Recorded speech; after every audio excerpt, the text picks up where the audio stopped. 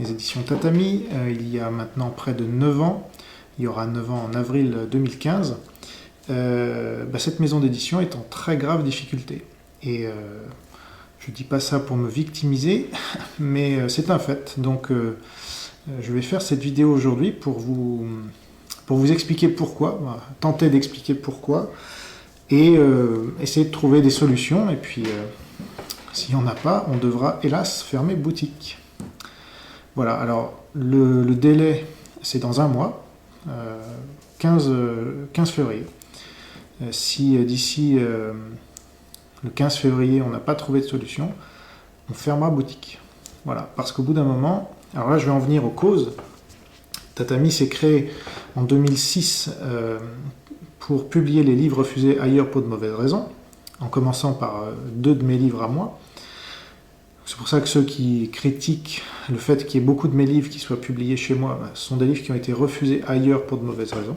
Voilà. À commencer par, donc, Ils ont tué la télé publique sur les médias. C'est très important parce que c'est un des bras armés de l'oligarchie qui a toujours été ma cible principale et qui le reste.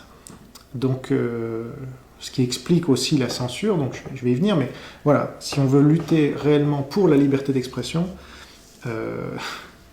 c'est pas simplement pour que ceux qui ont déjà des tribunes partout puissent continuer d'en avoir. Non. La liberté d'expression, c'est d'abord et avant tout de lutter contre la censure, c'est-à-dire les gens qui n'ont jamais la parole. Ou comme ça au passage, ou alors quand on les invite, une fois sur 15 ans, c'est pour les traîner dans la boue, pour les insulter, pour les diffamer, les calomnier, voire inciter à leur mort, là aussi. Donc voilà, moi c'est ma conception de la liberté d'expression, il y a des priorités, il y a des exceptions et il y a la règle, et la règle de la liberté d'expression, c'est celle-là, c'est que des gens que j'ai identifiés année après année comme étant ce que j'appelle moi la droite, c'est-à-dire des libéraux conservateurs, des conservateurs identitaires et des monarchistes royalistes, n'ont jamais la parole dans ce pays. Et on sait pourquoi, c'est parce que l'oligarchie qui est au pouvoir est leur ennemie. Elle est d'un bord opposé, donc elle est de gauche, elle appelait ça le marxisme, l'humanisme, les Lumières, appelez ça comme vous voulez, le socialisme, la franc-maçonnerie, tout ça, il y a un peu de vrai dans tout ça, parce que voilà, c'est un tout. Et donc, année après année, je me suis battu avec mes moyens, mes petits moyens, contre cet ennemi, qui est le seul ennemi de la France. Et on pourra nous faire croire qu'il y a des ennemis étrangers qui sont plus importants, c'est faux, parce que depuis 220 ans maintenant, au moins, c'est cet ennemi-là, de l'intérieur, qui nous a détruits, qui a détruit cette France chrétienne, qui a détruit cette France phare du monde, et de la culture, et des arts, et du bien-être, et de la qualité de vie. Bon. Donc, je ne vais pas vous faire tout un cours, mais c'est simplement pour vous dire que nous, on a créé, enfin moi, j'ai créé cette maison déjà pour moi, parce que j'avais donc écrit ces 2 livres, Ils ont tué la télé publique, sur les médias, très important, et la judéomanie, sur le communautarisme.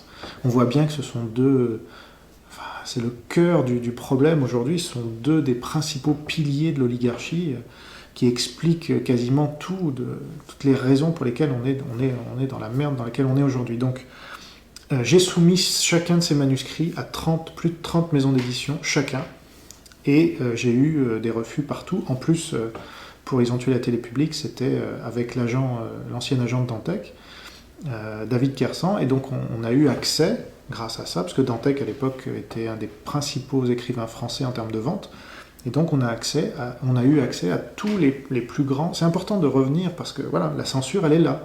On a eu accès à toutes les grandes maisons d'édition de la place de Paris, Albin Michel, tous, Le Seuil, enfin tous. Et à chaque fois c'était ah non, on va pas tirer sur quelqu'un qui vend nos livres. Voilà. Donc là la censure elle est là. Et ça vous la voyez jamais dénoncée comme ça. C'est marrant hein, parce qu'effectivement ce sont ceux qui la pratiquent qui vont vous faire croire qu'il existe une autre censure pour vous détourner votre attention de la véritable censure que eux pratiquent depuis des décennies en coupant les têtes, voilà, qui leur plaisent pas. Donc là, on avait le cas d'un livre qui n'aurait jamais dû paraître, Ils ont tué la télé publique, et qui est paru parce que j'ai créé une maison d'édition. Et pareil pour la Judéomanie, refusée par une trentaine de maisons d'édition, pas forcément les mêmes, parce que là c'était pas le même sujet, donc, puis c'était pas le même agent, j'avais pas d'agent pour ce livre-là. Et donc, oui, David Kersan n'avait pas souhaité représenter la Judéomanie. D'ailleurs, il m'avait dit, si tu montes une maison d'édition, tu n'y connais rien, tu vas faire faillite au bout d'un an, etc. Bon, je suis encore là 9 ans après, mais c'est pas dans les meilleures conditions, hélas. En tout cas, la Judéomanie a été refusée par des petites maisons comme des grandes. Je l'ai soumis à Éric Hazan, qui venait de publier le livre de Norman Finkelstein. Il l'a refusé en disant « j'ai déjà assez de problèmes », etc.